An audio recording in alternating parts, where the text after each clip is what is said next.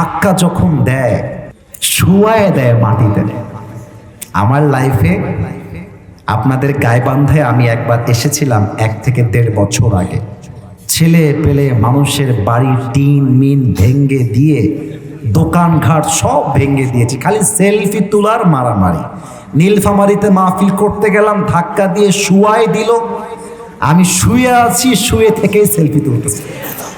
হাত নামান আজকে যারা গাইবান্ধাকে নিয়ে বদনাম করো, যারা বলো গাইবান্ধার মানুষ আলেমদেরকে সম্মান করতে পারে না, তারা আজকে তাকায় দেখো, গাইবান্ধার মানুষ প্রমাণ করেছে ভালোবাসলে কলিজা ভরে ভালোবাসতে হয়। ওয়াদা দিলে ওয়াদা কেমন করে রাখতে হয় গাইবান্ধাবাসী প্রমাণ করে দেখিয়েছে, ঠিক কিনা বলেন? এবার লাস্ট কথা, আজ আমাদের তাফসীরের বিষয় হচ্ছে তাওয়াক্কুল তথা আল্লাহর উপরে ভরসা। এবার আপনাদের উত্তর দেওয়ার পালা। আমি বলবো আরবিটা, বাংলাটা বলবেন আপনারা। দেখা যাক গাইবান্ধার যুবকরা আদৌ কি ওয়াজ বোঝে কিনা, মুরব্বীরা আদৌ উত্তর দিতে পারে কিনা। আজ তাফসীরের বিষয় হচ্ছে তাওয়াক্কুল তথা কি ভরসা। ভয় পেলেন কেন রে ভাই? আল্লাহ ভরসা বলবেন, হুঙ্কার দিয়ে বলবেন। দেখা যাক এবার উত্তর আসে কিনা। যুবকরা অ্যাক্টিভ হয়ে যাও, মুরব্বী আব্বাজান অ্যাক্টিভ হয়ে যান। তাওয়াক্কুল তথা কি ভরসা? 95 ভাগ এসেছে, 100 ভাগ বাকি আছে। দেখা যাক আর একটু আওয়াজ আসে কিনা। Last chance. তাফসীরের বিষয় হচ্ছে তাওয়াক্কুল তথা কি ভরসা। 100 মাশাআল্লাহ। আউযু বিল্লাহি মিনাশ শাইতানির রাজীম। ومن يتوكل على الله فهو حسبه. Allah says in this ayah, whoever trusts in Allah subhanahu wa ta'ala, Allah is sufficient for him. Takbir hobe na? No. It's not allowed here. Right now the young people are listening to the tafsir. Don't create any extra noise. কোনো শব্দ হবে না। যিনি আসবে উনি বসে যাবে, উনি ওয়াজ শুনবে এখন বসে বসে। মাহফিলে আসলে এমপি হোক আর যেই হোক, দোয়ার আগে উঠে গেলে আমরা কেউ মানতে পারবো না যুবক ভাই। So keep coed, keep silent, কোনো সাউন্ড করবেন না। Whoever trusts in Allah subhanahu wa ta'ala, Allah is sufficient for him.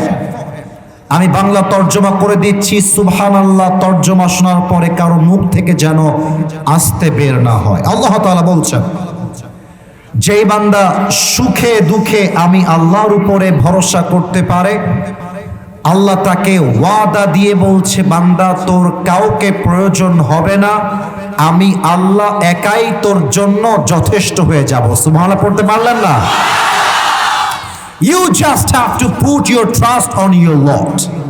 তোমাকে তোমার ভরসা করতে হবে তোমার ওয়াইফের উপরে নয়, বন্ধুর উপরে নয়, বাবার উপরে নয়, মায়ের উপরে নয়। ভরসা করব আমরা সবাই এক রবকে। গাইবান্ধাবাসী বলেন তিনি কে? আল্লাহ আমার রব। গাইতে লজ্জা পান কেন? গান না, আমরা ভাই ভাই তো। আল্লাহ আমার রব, দমে দমে তনু মনে তারি অনুভব। তোমার দুনিয়াতে আমি যেদিকে তাকাই, অথই নেয়ামতে ডুবে আছি সবাই। পাখ পাখালির কণ্ঠে শুনি তাসবিহ কল রব, তাসবিহ কল রব। আল্লাহ আমার রব, এই রবই আমার সব। দমে দমে তনু মনে তারি অনুভব। রব কে ভাই? 1 নাম্বার আয়াত। 2 নাম্বার আয়াত সূরাতুল বাকারাহ 286 নাম্বার আয়াত। That means the last verse of সূরাতুল বাকারাহ, সর্বশেষ আয়াত। কথা কে বলছে ওখানে? কি সমস্যা? doesn't make any sense। আয়াত পড়বো, কথা বলতেছেন। আপনাদের পায়ে আমার হাত, আমি আপনাদের 1 ঘন্টার মেহমান। আমাকে সম্মান দেন, এলাকাটা পুরো বাংলাদেশ জানবে গাইবান্ধা এটা ভদ্র মানুষদের এলাকা। আওয়াজ করবেন না, কথা বলবেন না। সূরাতুল বাকারা লাস্ট ভার্স, সর্বশেষ আয়াত। আল্লাহ তাআলা কি বলছে তরজমাটা বোঝার চেষ্টা করবেন। আউযু বিল্লাহি মিনাশ শাইতানির রাজীম। লা ইউকাল্লিফুল্লাহু নাফসান ইল্লা উসআহা। Allah says in this ayah, He doesn't test anybody beyond their power, beyond their capacity, beyond their capability. আল্লাহ বলছে আমি কখনো আমার বান্দাকে তার সাধ্যের বাহিরে কোনো বোঝা চাপিয়ে দেই না। আমার বান্দা যা সহ্য করতে পারবে আমি আল্লাহ তাকে তাই দিয়ে পরীক্ষা করি। আমি কিছু এক্সাম্পল দিচ্ছি, বাস্তবতার থেকে বোঝার চেষ্টা করবেন। হাসি আসলেও একটু আটকায় রাখবেন, কারণ বোঝার বিষয় হাসির বিষয় নয়। মনে করেন আমার দিকে একটু তাকায় বলেন তো, আমাকে দেখতে কি বুইড়া বুইড়া লাগে না যুবক যুবক লাগে? গাইবান্ধার সাউন্ড পাই নাই। আর একবার, আমাকে বুইড়া বুইড়া লাগে না যুবক যুবক লাগে? আমাকে মুরব্বি মুরব্বি লাগে না তাগড়া যুবক যুবক লাগে? মনে করেন আমার বয়স 30, আমার গায়ে শক্তি আছে, আমি চাইলে আমার বউকে কোলে তুলে হাঁটতে পারবো, কথার কথা। কিন্তু এখানে যে মুরব্বির বয়স 80 বছর, উনি তার বউকে কোলে তুলে হাঁটবে কি? উনি তো নিজেই লাঠি ছাড়া হাঁটতে পারে না, তাই না ভাই? তার মানে মুরব্বির কাছে যেই শক্তি আছে আল্লাহ তাকে সেই পরীক্ষা দিবে। আমার কাছে যেই শক্তি আছে আল্লাহ আমাকে সেই পরীক্ষা দিবে। তার মানে কি? আপনার বুকের পাটা আর কলিজা আছে বিধায় আল্লাহ আপনাকে পরীক্ষা দিয়েছে। আপনার বুকের পাটা না থাকলে আল্লাহ আপনাকে পরীক্ষাতেই ফেলতো না, ঠিক না? অতএব আজ থেকে ভয় পেও না, বুক চিরে দাঁড়িয়ে যাও, আল্লাহর ভরসায় সাহসটা বাড়াও। আরে আল্লাহর নামে আগুন জ্বালাও বুকে, সত্যের পথে চলো, সাহস রাখো বুকে। থেমে গেলে চলবে না, রক্তে তোমার আগুন ধরাও। আল্লাহর সৈনিক তুমি, সেই পতাকা উড়াও। আরে আল্লাহ যখন পাশে, কিসের এত ভয়? তাওয়াক্কুল করো, কাছে আসবে বিজয়। মিজানুর রহমান আজহারি হুজুর বলেছিলেন, আধারে ভয় পেও না, আলো আছে আড়ালে, অন্ধকার পালিয়ে যাবে তুমি উঠে দাঁড়ালে। আল্লামা ইকবাল রহমতুল্লাহি আলাইহি, বিশ্বকবি, যার ভাষা এত চমৎকার, আপনি শুনলে মাঝে মাঝে আমি যখন তার উর্দু কবিতাগুলো পড়ি না, আমি খেয়াল করি আমার গায়ের পশম দাঁড়িয়ে যায়। এতটা মারাত্মক চমৎকার তার লেখনী। যেমন ভাবে আমাদের জাতীয় কবি কাজী নজরুল ইসলাম তার কবিতা লেখেন, বল বীর বল উন্নত মম শির, শির নেহারি আমারই নত শির ওই শিখর হিমাদ্রির। এই যে শব্দ, এই যে ভাষা আমাদের বুকের মধ্যে আগুন জ্বালিয়ে দেয়। এই কবিতা যখন ওসমান হাদি পাঠ করেছে, যারা এই ফেসবুকে তার কবিতা শুনেছে, প্রত্যেকের গায়ের মধ্যে ইমানের বারুদ জ্বলে উঠেছে। যুবক ভাইরা, ঠিক কিনা? আল্লামা ইকবাল তার কবিতায় এক চমৎকার লেখা লিখেছেন। আমি 8 লাইনের একটা উর্দু কবিতা এই মুহূর্তে তাফসীর বোঝাবার জন্য শেয়ার করতে চাই। After that I will translate in Bangla. Urdu বলার পরে আমি বাংলায় তর্জমা করে দিব।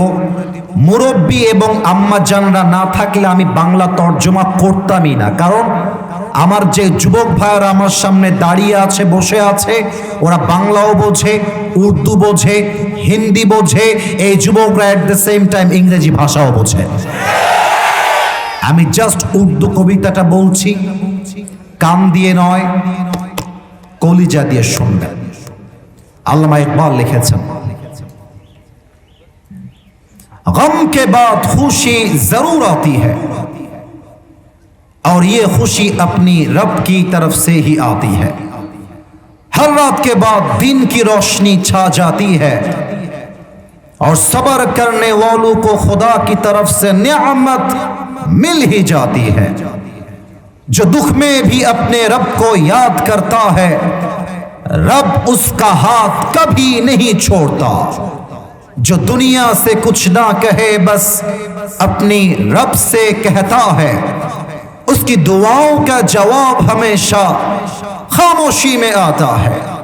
इसलिए जब तुझे मांगना हो तो उसी से मांग, जब तुझे पुकारना हो तो उसी को पुकार, और जब तुझे किसी पर भरोसा करना हो तो उसी पर कर, क्योंकि भरोसे के काबिल सिर्फ वही है, वो तेरा रब है, वो तेरा अल्लाह है। এবার বলেন কথা ঠিক আছে কিনা আমার? আল্লামা ইকবাল লিখেছেন, রাতের পরে দিন যেমন আসে, কষ্টের সাথে সুখও তেমন আসে। কষ্টের কথা বউকে আগে বলতে যেও না, মাকে আগে বলতে যেও না।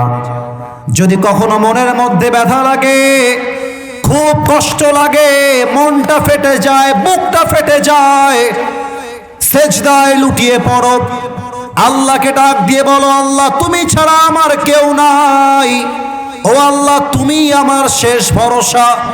আল্লাহ বলছে, বান্দা তোর শেষ ভরসা যদি তোর আল্লাহ হয়ে যায়, দুনিয়াতে আর কাউকে তোর দরকার নাই, আমি আল্লাহ একাই তোর জন্য যথেষ্ট হয়ে যাব। সুবহানাল্লাহ পড়েন মিয়া। এবার আপনাদের মেধাকে জাস্টিফাই করতে চাই। যুবকরা তো ঠিক বেঠিক খুব জোরে বলতেছ, এবার উত্তরটা জোরে দিও, আর ভয় পাবা না। তোমাদেরকে আমি অনেক ভালোবাসি, যুবকরা আমাকে অনেক ভালোবাসে। দেখেন না আপনারা মাঝে মাঝে ফেসবুকে আমার হাত কাটা, পা কাটা, বুকে ব্যথা, আমার কয়টা কোটির যে বোতাম ছিঁড়ে গেছে আমাকে গুনে গুনে বলতে হবে। এই ঘড়িটাও ছিঁড়ে গেছিল, ঠিক করে নিয়ে আসলাম। ধাক্কা যখন দেয়, শুয়ায় দেয় মাটিতে। আমার লাইফে আপনাদের গাইবান্ধায় আমি একবার এসেছিলাম 1 থেকে 1.5 বছর আগে। ছেলে পেলে মানুষের বাড়ির টিন মিন ভেঙ্গে দিয়ে, দোকানঘাট সব ভেঙ্গে দিয়েছি, খালি সেলফি তোলার মারামারি। নীলফামারীতে মাহফিল করতে গেলাম, ধাক্কা দিয়ে শুয়ায় দিল। আমি শুয়ে আছি, শুয়ে থেকেই সেলফি তুলতেছি। আমি বললাম, কিরে বাবা শুয়ে থেকে কেন? বলছে, হুজুর আমার বউ বলেছে তুমি সেলফি না তুললে তোমার বাড়িতে ভাত হবে না। বউয়ের আবদার রাখতে আমার জীবনের উপরে হামলা। তো যুবকরা আমারে ভালোবাসে, আমিও যুবকদেরকে ভালোবাসি। কারণটা হচ্ছে আমি প্রায় মাহফিলে বাবাদের কাছে আবদার রাখি, ছেলেকে বিয়ে দিয়ে দেন, দেরি করেন না, বিয়ে দিলে ভালো হবে। তো ওরা আমাকে এই জন্য ভালোবাসে। আমি মাঝে মাঝে বলি কি জানেন, আমাদের চরিত্র আইফোন দিয়ে ঠিক হবে না, আমাদের চরিত্র R15 দিয়ে ঠিক হবে না। যুবকের চরিত্র ঠিক করতে বউ ছাড়া সেকেন্ড কোনো অপশন নাই। যুবক আব্বা জান বুঝতে চায় না, আব্বা বলে নিজের পায়ে দাঁড়িয়ে তারপরে বিয়ে কর। কিন্তু আমার মনে হয় একজন মেয়ে যদি টাকার বস্তাওয়ালা যুবক খোঁজা বাদ দিয়ে দেয়, আর মেয়ের বাবা যদি সরকারি চাকরিজীবীওয়ালা যুবক খোঁজা বাদ দিয়ে দেয়, 90% যুবকের বিয়ের রাস্তা সহজ হয়ে যাবে। এই জন্য আমি যুবকদেরকে অলওয়েজ মোটিভেট করি, তোমরা আমার মাহফিলে এসে মজার দিকে নয়, সিরিয়াস মুডে আমার কথা শুনবা। একটা কাশি দেন উত্তর দেওয়ার জন্য, গলাটা ক্লিয়ার করায় নিলাম যেন উত্তরটা কোনোভাবে আসতে না আসে। 1 থেকে 3 গুনছি, নিজেকে স্থির করবেন। কথাকে বলে বললাম না, মজার জায়গায় মজা, সিরিয়াস ইস্যুতে সিরিয়াস হওয়া লাগবে। It's the attitude of man. পুরুষ মানুষ অলওয়েজ ভ্যাটকায় ভ্যাটকায় হাসে না, পুরুষের ব্যক্তিত্ব অনেক শক্ত। আরে পুরুষের ব্যক্তিত্বে আঘাত লাগলে পুরুষ পুরো ইতিহাস পাল্টায় রেখে দেয়, এটার নামই তো পুরুষ। অযথা হাসবা না। আমি 1 থেকে 3 গুনছি, হাদিস শুনবার জন্য অ্যাক্টিভ হয়ে যান। 1, 2, 3।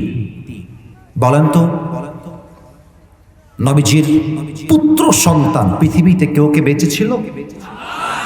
উত্তরটা তো সঠিক হয়েছে, আসতে বললেন কেন? কেউ বেঁচে ছিল? নবীজির যে কয়জন মেয়ে ছিল, একজন মেয়েকে নবীজি খুব বেশি ভালোবাসতেন। মেয়েটার নাম কি? মাশাআল্লাহ, কেউ বাঁধে নাই। আর একবার নাম কি? রাদিয়াল্লাহু তাআলা আনহা। লাস্ট কোয়েশ্চেন, শেষ ভালো যা সব ভালো তা। দেখা যাক, বলেন তো ফাতেমার সঙ্গে নবীজি যাকে বিয়ে দিয়েছিলেন সেই বীর পুরুষের নাম কি ছিল? মাশাআল্লাহ, একটাও বাঁধে নাই। তার মানে বোঝা যাচ্ছে আমার সামনে কোনো আনস্মার্ট পিপল বসে নেই, সব আমার সামনে স্মার্ট পিপল বসে আছে। আলী রাদিয়াল্লাহু তাআলা আনহুর বুকে তাওয়াক্কুল তথা এই হাদিস আপনার কলিজায় আঘাত লাগবে যে তাওয়াক্কুল মানে কি, আল্লাহ ভরসা কাকে বলে। এই একটা হাদিস আপনার পুরো এন্টায়ার লাইফকে চেঞ্জ করে দিবে। একটা হাদিস শোনেন, আমার দিকে তাকান। আলী রাদিয়াল্লাহু তাআলা আনহুর বুকের পাটা কত বেশি, তাওয়াক্কুল কত বেশি, একটা হাদিস বলছি, মনোযোগ দিয়ে শুনবেন। উহুদের যুদ্ধের পরে, বদরের যুদ্ধের পরে আল্লাহ রাব্বুল আলামিন মুসলমানদেরকে এক বিশাল বিজয় দিলেন। এমন একটা বিজয় মনে হচ্ছিল পুরো বিশ্বে ইসলামের রাজ কায়েম হয়ে যাবে। গোবিন্দগঞ্জবাসী, আমার মনের বিশ্বাস আগামীতে কালেমার পতাকা জাস্ট বাংলার সংসদে নয়, আমার বিশ্বাস কালেমার পতাকা আগামীতে আমেরিকার হোয়াইট হাউসেও পৌঁছায় যাবে। কোনো একদিন এদেশের আকাশে কালেমার পতাকা দুলবে, সেদিন সবাই খোদাই বিধান পে দুঃখ বেদনা ভুলবে। ঠিক কিনা বলে? সেদিন আর রবে না হাহাকার, অন্যায় জুলুম অবিচার, থাকবে না অনাচার দুর্নীতি কদাচার, থাকবে না অনাচার দুর্নীতি কদাচার, সকলেই শান্তিতে থাকবে, সেদিন সবাই খোদাই বিধান পে দুঃখ বেদনা ভুলবে। একটা লাইন, যদি ইসলামকে ভালোবাসেন, যদি গাইতে পারেন, একটা লাইন আমার সঙ্গে সবাই মিলে গাইবেন, গান আমার সাথে। কোনো একদিন এদেশের আকাশে কালেমার পতাকা দুলবে, সেদিন সবাই খোদাই বিধান পে দুঃখ বেদনা ভুলবে। ঠিক কিনা বলেন গায়বান্দাবাসী? উহুদের যুদ্ধের পরে, বদরের যুদ্ধের পরে আল্লাহ রাব্বুল আলামিন মুসলমানদেরকে একটা বিজয়ী অ্যাটিটিউড দিলেন। এমন একটা ভাব তৈরি হয়ে গেল, মনে হচ্ছে পুরো বিশ্বে ইসলামের রাজ কায়েম হয়ে যাবে। বাস কাফেরদের গায়ের মধ্যে জ্বালা পোড়া শুরু হয়ে গেল। এবার আমি একটা প্রশ্ন করতে চাই, যেই প্রশ্ন অনেকের গায়ে আগুন লাগতে পারে, তবু আমি আসিফ হুজুর একটা কথা বলে যাই।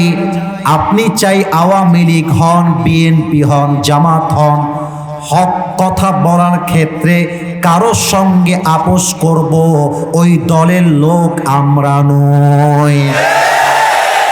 বলেন তো, আজও ইসলামের বিজয় দেখলে অনেকের গায়ের মধ্যে জ্বালা পোড়া শুরু হয়ে যায়, এমন লোক বাংলাদেশে আছে না? না আছে। আপনারা দেখেছেন কি না আমি জানি না, আমার কোনো একটা ওয়াজে কোনো একজন নেতা আমাকে বাধা দিয়েছিল, দেখেছেন? আমি কোনো কথা আপনাদের সামনে ফালতু বলতে চাই না, যা বলবো বুকের মধ্যে কলিজার পাটা বড় করে বলবো।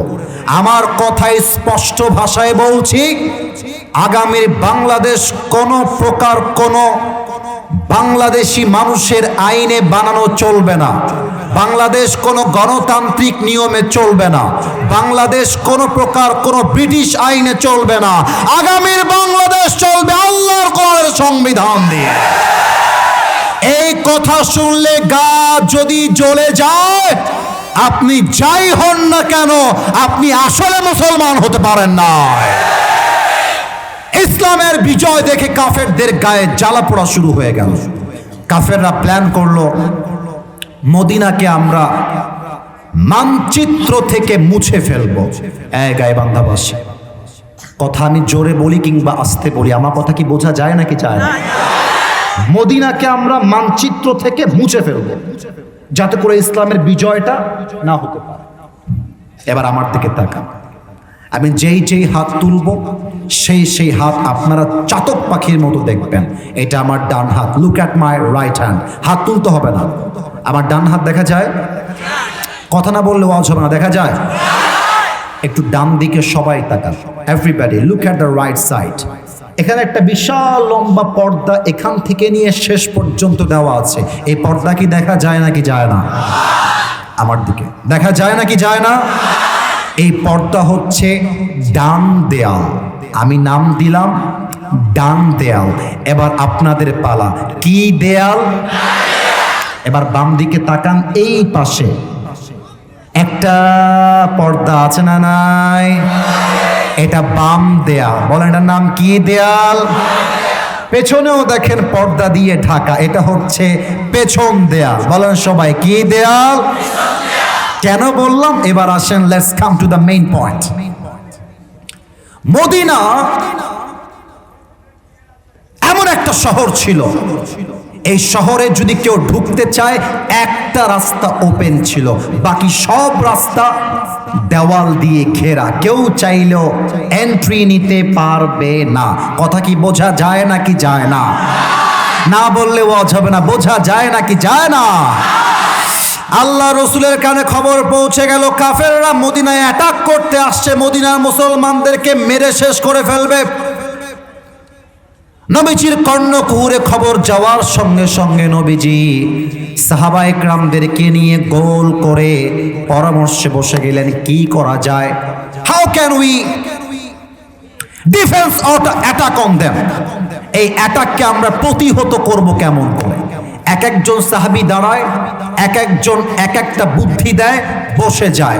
নবীর কারো বুদ্ধি আহামরি পছন্দ হয় না। এক সাহাবী দাঁড়িয়েছে, তার নাম হচ্ছে সালমান ফারসি রাদিয়াল্লাহু তাআলা আনহু।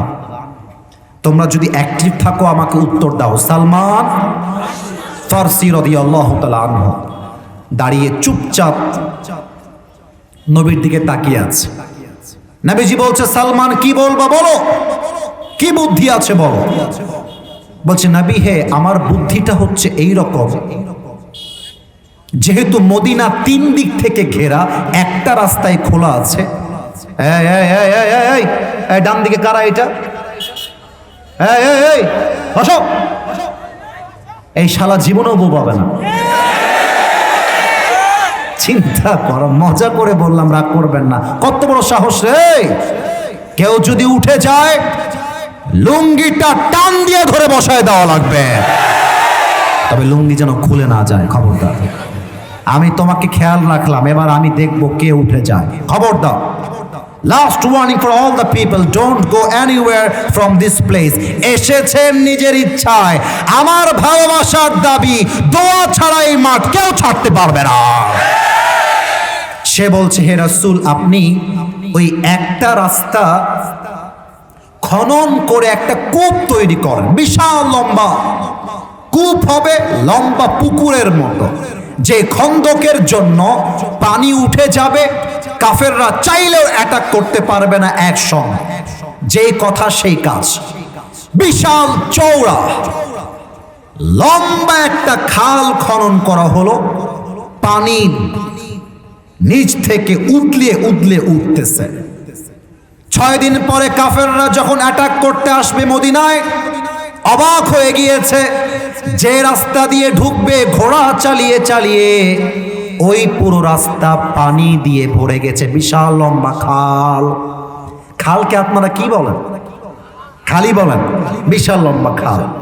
তো এবার কাফেররা স্টপ হয়ে গেছে অ্যাটাক করার থেকে। এক কাফের আছে যে সবচেয়েতে বীর বাহাদুর, আমি নামটা বলবো তারপরে আপনারা বলবেন।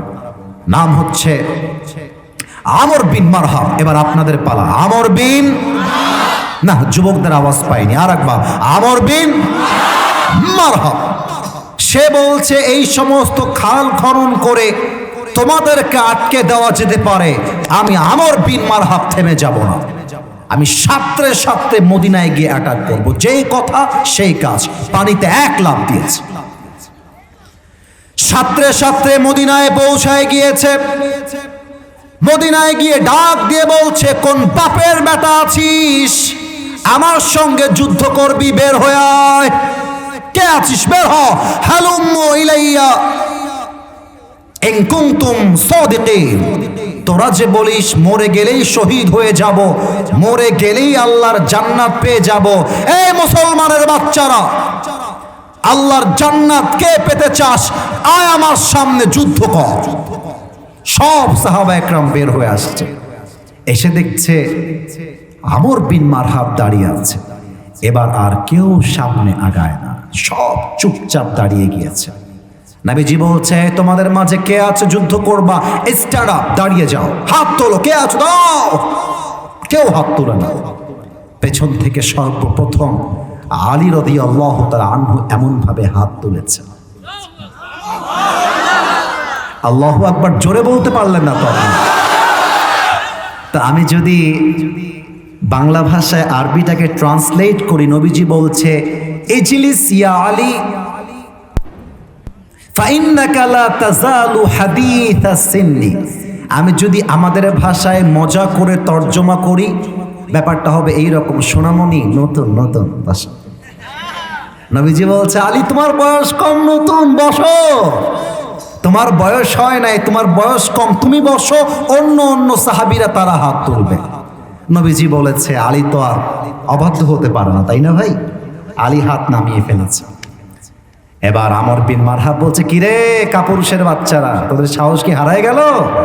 টিটকারি মারতেছে, আগুন জ্বালাচ্ছে। কে আছিস? দাঁড়া না, আয় না আমার কাছে।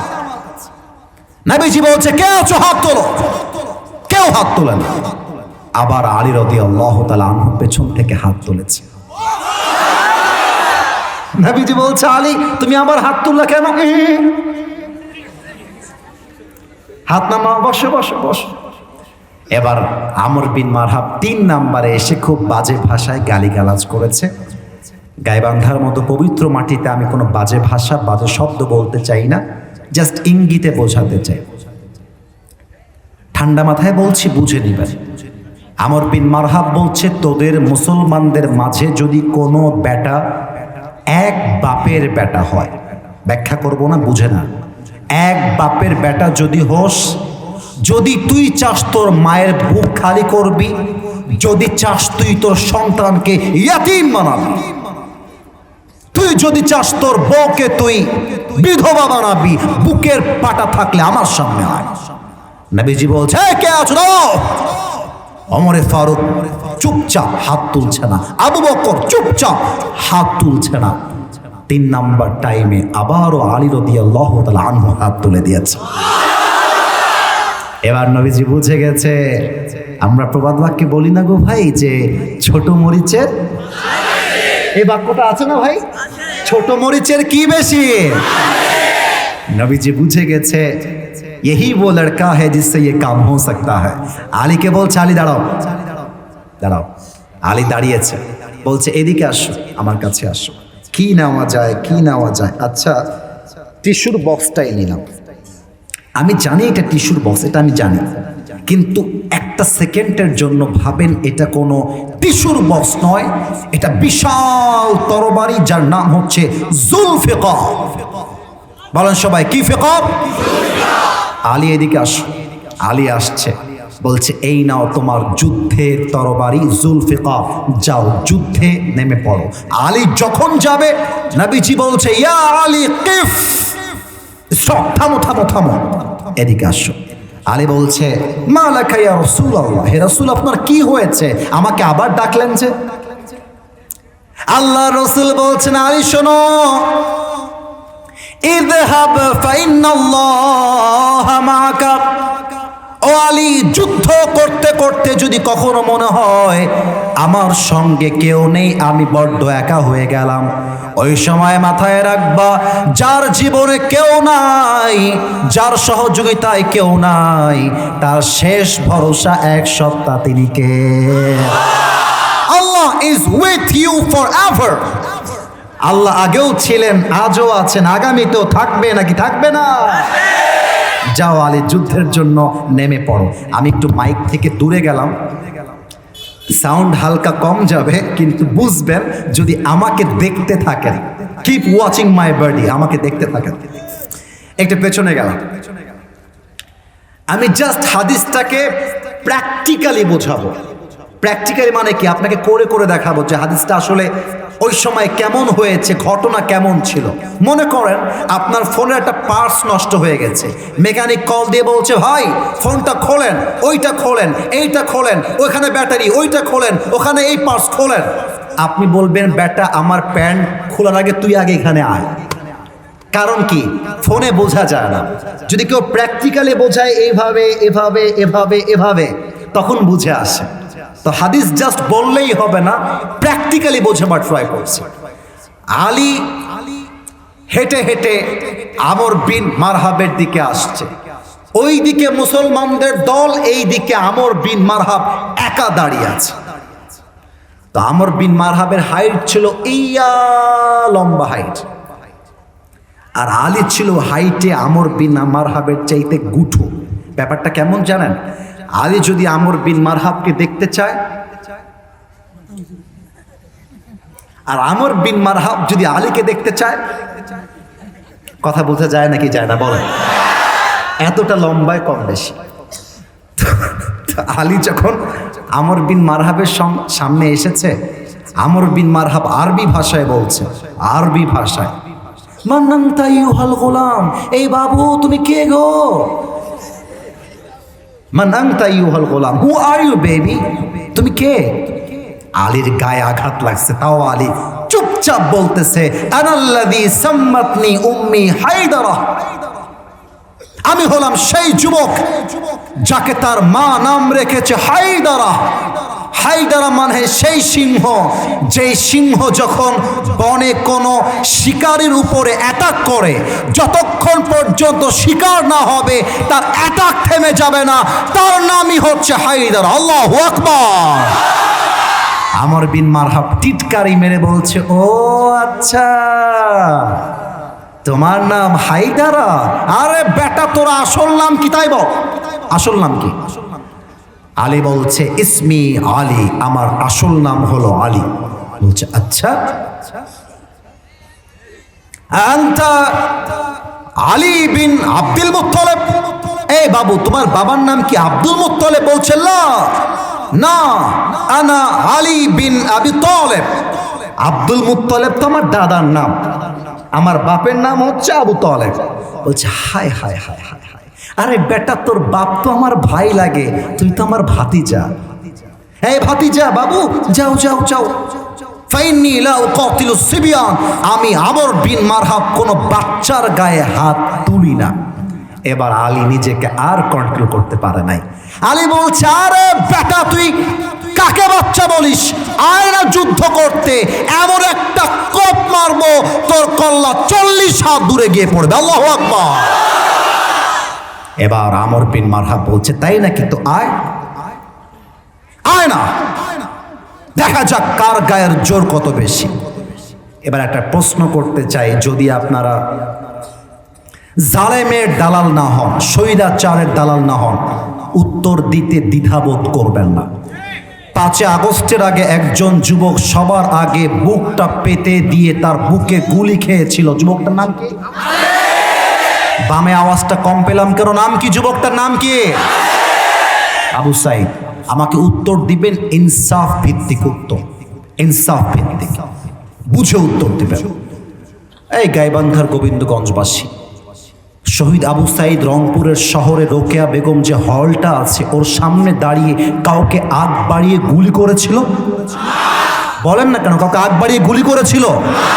কারো পেটে গিয়ে আবু সাইদ আগে আগে গিয়ে চাকু চালিয়েছিল? আমার ভাই কারো গায়ে হাত তোলে নাই, আপনি আমার ভাইয়ের বুকে গুলি করলেন কেন? কেন কেন গুলি করলেন আপনারা? তার মানে প্রমাণ কি? মুসলমানরা কাউকে আগ বাড়িয়ে মারতে চায় না, বাট যদি মুসলমানদেরকে কেউ আগ বাড়িয়ে হাত তুলতে চায়, মুসলমান সে হাত ভেঙ্গে গুড়িয়ে দেয়। এটার নামই তো ইসলাম। গাইবান্ধার ভাই আমার, আলী বলছে আমর বিন মারহাব, আমি তোকে আগে আগে মারতে পারবো না, তুই আগে আমাকে মার। তুই আমাকে যখন মারবি তারপর তোকে আমি দেখবো কত ধানে কত চাল। আমর বিন মারহাব বলছে গেট রেডি, প্রস্তুত হয়ে যা, তোকে আমি মারবো এখন। আমর বিন মারহাব 2 কদম পেছনে এসেছে, 2 স্টেপ ব্যাক, পেছনে। 2টা পা, 2 legs are attached together, 2টা পাকে একসাথে করেছে। জমিন থেকে একটা লাফ দিয়ে উঁচুতে উঠে গিয়েছে, আর তরবারিটা সামনের দিক থেকে এভাবে নিয়ে পেছনে নিয়ে আলী রাদিয়াল্লাহু তাআলা আনহুর ডান কাঁধে একটা আঘাত করেছে। আর আলী রাদিয়াল্লাহু তাআলা আনহু তার জুলফিকারটা তুলে বলছে হাসবুনাল্লাহু ওয়া নি'মাল ওয়াকিল, নি'মাল মাওলা ওয়া নি'মান নাসির। বাস যেই আঘাতে আলীর দেহটা 2 আধখান হয়ে যাবে, তাওয়াক্কুলের জন্য ওই আঘাতটা আলীর দেহ পর্যন্ত স্পর্শ করতে পারে না। তোমরা এত আস্তে সুবহানাল্লাহ পড়তে পারলা কেমনে? জোরে বলেন সবাই সুবহানাল্লাহ। এবার আলী বলছে আমর বিন মারহাব, এই বেটা এবার তুই রেডি হয়ে যা। আমর বিন মারহাব থরথর করে কাঁপতে শুরু করেছে, কাঁপছে। এবার আলী রাদিয়াল্লাহু তাআলা আনহু 2 স্টেপ ব্যাক, পেছনে গেছে, 2টা পাকে একসাথে করেছে, জুলফিকারটা হাতে তুলে একটা লাফ দিয়ে বলছে নারায়ে তাকবীর, আল্লাহু আকবার বলে একটা আঘাত করেছে। আমর বিন মারহাব তার ঢালটা উঁচুতে তুলে দিয়েছে, বাট হাদিসে আসছে আলীর আঘাতে এত শক্তি ছিল, আমর বিন মারহাবের ঢালটা 2 টুকরো হয়ে ভেঙে এমন একটা কোপ লেগেছে, আমর বিন মারহাবের পুরো দেহ কেটে 2 টুকরো হয়ে জমিনে ছিটকে পড়ে গিয়েছে। আমার সামনে টেবিল না থাকলে দেখায় দিতাম আলী সেই দিন কি করেছিলেন। 2টা টুকরো যখন দেহটা উল্টে পড়ে গেছে, ডান পার্ট বাম পার্ট, উত্তর দেন ডান পার্ট কোন পার্ট? ডান পার্ট আর বাম পার্ট 2টা কেটে গেছে। আমার সামনে কোরআন আছে, আমি জুতা তুলতে পারবো না। আলী তার জুতা দিয়ে লাথি দিয়ে দিয়ে 2টাকে একসাথে করেছে, 2টা বুক একসাথে করেছে। বোঝাইতে পারলাম তো? এবার যখন 2টা বুক একসাথে হয়ে গেছে, আলী তার পাটা তার বুকে তুলে দিয়েছে আর বলতেছে কাইফা তুকাতিলুনি আনতা তা'বুদু হাজারান ওয়া আনা আবদু রাব্বি মুহাম্মদ। এই বেটা কাফেরের বাচ্চা, তুই আমারে মারবি কেমন করে? তুই বেটা পাথর পূজারি, তুই বেটা মূর্তি পূজারি, আর আমি আলী হলাম আল্লাহর উপরে তাওয়াক্কুলকারী। আমার মতো তাওয়াক্কুলকারী মুমিন বান্দাকে তোর মতো মূর্তি পূজারি চাইলেও একটা বাঁকা চুল সোজা করবার ক্ষমতা তোর কাছে নাই। আজকে অনেকে বলে হুজুর আপনারা পার্লামেন্টে গিয়ে কি করবেন? হুজুর আপনারা কোরআন দিয়ে দেশ চালিয়ে কি করবেন? আরে বেটা, কোরআন দিয়ে দেশ চললে ওসমান হাদির খুনিকে ভারত থেকে ধরে এনে জাতীয় মসজিদ বাইতুল মুকাররমের সামনে ওদের মাথায় গুলি করে হত্যার রায় পাশ করতাম আমরা, ঠিক কিনা বলে? হাত তুলুন সবাই, ঠিক কিনা মিয়া? মাশাআল্লাহ। আপনারা কি কোরআন দিয়ে দেশ চালাতে চান নাকি চান না? সবাই 2 হাত তোলেন তো। Everybody raise your 2 hands.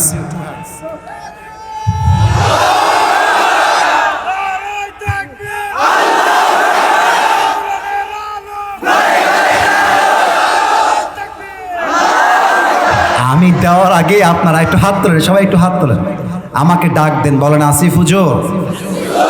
একটু জোরে ওয়াদা বলেন, আসিফ হুজুর আমরা আপনাকে ওয়াদা দিলাম, দোয়া না করে আমরা কেউ, জোরে বলো, কেউ উঠে যাব। এবার হাতটা একটু উঁচু করেন, উঁচু করেন, বলেন সবাই না। আরো জোরে বলেন না, বলেন আওয়াজ করে ইনশাআল্লাহ। হাত নামান। কেন ওয়াদা করালাম জানেন? কারণ এই একটু কথা কম বলো, কথা কম বলো, কথা হবে না। আমার দায়িত্ব 12টা বাজার সাথে সাথেই শেষ হয়ে গেছে, কিন্তু আমি 12টার পরেও ওয়াজ করছি এই জন্য, সব জায়গায় আইন কানুন নিয়ম দিয়ে হয় না, মাঝে মাঝে ভালোবাসা দিয়েও তো হিসাব করতে হয়। আমি একটা হাদিস বলে দোয়া করব, এই একটা হাদিস আমরা শুনতে চাই না কি চাই না? তোমরা কও নাই, বলেন সবাই চাই না কি চাই না? আরে আমার তো মনে হয় আজকের এই মাহফিলে 95 ভাগের বেশি আমার কলিজার টুকরা যুবক ভাই আজকের মাহফিলে এসেছে। আচ্ছা আমি একটা প্রশ্ন, পেছনে দুইজন কে উঠতেছে পেছনে? এই ছেলেপেলে শোনেন, গাইবান্ধাবাসী, আমি আমার দিকে তাকান, আমার দিকে তাকান। আমি আপনাদেরকে ভালোবাসি বিধায় 12টার পরে ওয়াজ করছি। এটা কোনো দাবি নয়, এটা আমার ভালোবাসার দাবি, ঠিক কিনা বলে? আমি একটা প্রশ্ন করছি, উত্তর দেন সবাই মিলে। মাত্র 3 থেকে 4 মিনিটেই আমি আসিফ হুজুর ওয়াদা ক্লোজ করে দিব। বলেন তো, একটা যুদ্ধে মুসলমানদের সংখ্যা 313, কাফেরদের সংখ্যা 1000, এই যুদ্ধের নাম কি? উত্তর সঠিক, আরেকবার নাম কি? মনে করেন আপনারা সব বদরের যুদ্ধের সৈনিক। চিন্তা করতে ভালো লাগছে না ভাই? আরে আমার কি মনে হয় জানেন, ওসমান হাদি আমাদেরকে শিখায় দিয়ে গেছে, বিড়ালের মতো 500 বছর বেঁচে থাকার কোনো দাম নাই। বাঁচতে হলে সিংহের মতো 1 ঘন্টা আমরা গর্জন দিয়ে বাঁচতে চাই। 313 সাহাবী নবীর সামনে দাঁড়িয়ে আছে। নবীজি বলছে, তোমরা কি যুদ্ধের জন্য প্রস্তুত? এক সাহাবী দাঁড়িয়ে গিয়েছে, দাঁড়িয়ে কি বলছে? আমার চোখ দেখবেন সবাই, আমার চশমা খুলেছি, চোখে চোখ রাখেন। ডাক দিয়ে বলছে, ইমদি বিনা ইয়া রাসূলুল্লাহ হাইতুমা তাশা হাইতুমা আমারাকাল্লাহ। হে রাসূল, যুদ্ধের জন্য আমাদেরকে নিয়ে চলুন, যতক্ষণ পর্যন্ত এই 2 চোখের পাতা খুলবে আর বন্ধ হবে, বুকের তাজা রক্ত দিয়ে শহীদ না হওয়া পর্যন্ত যুদ্ধের ময়দান থেকে পিঠ ফিরিয়ে পালিয়ে আসবো না। আল্লাহু আকবার। এবার আমি 2 জনকে দাঁড় করাবো। বাবু নীল, তুমি দাঁড়াও তো। নীল নীল নীল, ওর পাশে এই যে নীল নীল, হ্যাঁ তুমি দাঁড়াও, দাঁড়াও বাবু, ধমক দেবো না। আর তুমি দাঁড়াও, ওই যে লাল, হ্যাঁ হ্যাঁ হ্যাঁ সে রাইট, দাঁড়াও দাঁড়াও। 2 জন ভাই একসাথে হও, একটু এদিকে যাও। এইবার গাইবান্ধাবাসী, এই 2 জন বাবুকে দেখা যায় না? যুবকরা মরে গেছে, দেখা যায়? নীল বাবু, তোমার নাম কি? মাশাআল্লাহ, তোমার নাম কি? নিলয়। 2 জন কিশোর, এইরকম কিশোর নবীর কাছে আসছে। নবীজি বলছে, এই বাবু তোমরা কেন এসেছো? 2 জন কিশোর বলছে, নবী হে, আমরা যুদ্ধের জন্য মুজাহিদ হয়ে আপনার কাছে এসেছি। না সুবহানাল্লাহ কইলে না, বলো সবাই সুবহানাল্লাহ মিয়া। বলছে, আরে তোমরা যুদ্ধ করবা কেমন করে? লা কুওয়াতা লাকুমা ওয়ালা তাস্তাতিআনি হামলা সাইফ, তোমরা যে তরবারি তুলবা এই শক্তিই তো নাই। এবার বড় ভাই, মনে করেন আমার আব্বাজান যিনি এসেছেন, আমাদের প্রধান অতিথি, উনি আমার বড় ভাই, আমি হলাম ওনার ছোট ভাই। তো বড় ভাই বলছে, নবী ওরে আপনি না আনেন সমস্যা নাই, ওর গায়ে শক্তি কম, আপনি আমাকে বাদ দিয়েন না, আমার গায়ে অনেক শক্তি। এবার আমি ছোট ভাই বলছি, হুজুর আমার বড় ভাই খালি গায়ে গোস্তে মাংসে বড়, আসলে শক্তি আমার গায়ে বেশি। সুবহানাল্লাহ পড়ে সবাই, বসে পড়ো। নবীজি বলছে, কাকে নেওয়া যায়, কাকে বাদ দেওয়া যায়?